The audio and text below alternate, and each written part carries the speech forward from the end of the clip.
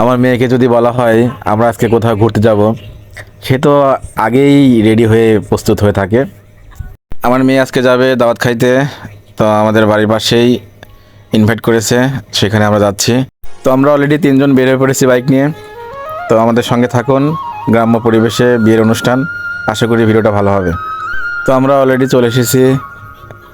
এদিকে আমার মেয়ে বেলুন দেখে তো তার মাথা নষ্ট হয়ে গেছে, সে বেলুন নেবে।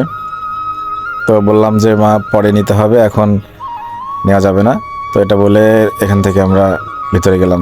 দেখুন ন্যাচারাল একটা পরিবেশ, খুবই সুন্দর লাগছে আমার। মুক্ত বাতাস চারিদিকে, খোলা একটি মাঠের মধ্যে প্যান্ডেল করা হয়েছে এবং সেখানেই খাওয়ার ব্যবস্থা করা হয়েছে। চারিদিকে মনোমুগ্ধকর পরিবেশ, অন্যদিকে শীতের একটি আবহাওয়া পড়েছে। তো সব মিলায়ে খুবই ভালো লাগছে আমার পরিবেশটি। তো পরবর্তীতে আমরা চারপাশটা একটু ঘুরে দেখলাম। তো এখনও গ্রাম যেরকম রয়েছে এখানে না আসলে বুঝতাম না। এদিকে আমার মেয়েটি মাটির পরিবেশের সাথে মিশে গিয়েছে।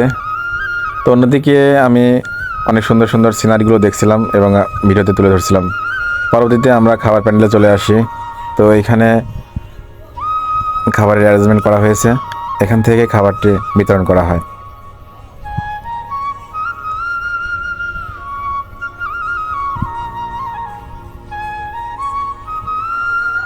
খুব শান্ত পরিবেশ ছিল।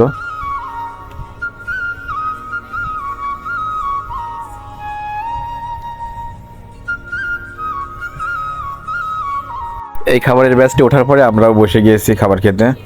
তো দেখতে পাচ্ছেন, তো খাবারটি অত্যন্ত সুস্বাদু হয়েছিল। এদিকে আমার ছোট ভাই ছাব্বির তো খুবই খাওয়া দাওয়ায় ব্যস্ত রয়েছে, পাশে জাহিদ কাকা ছিল। এরপরে খাওয়া দাওয়া শেষ করে আমরা বাসার উদ্দেশ্যে রওনা দেই।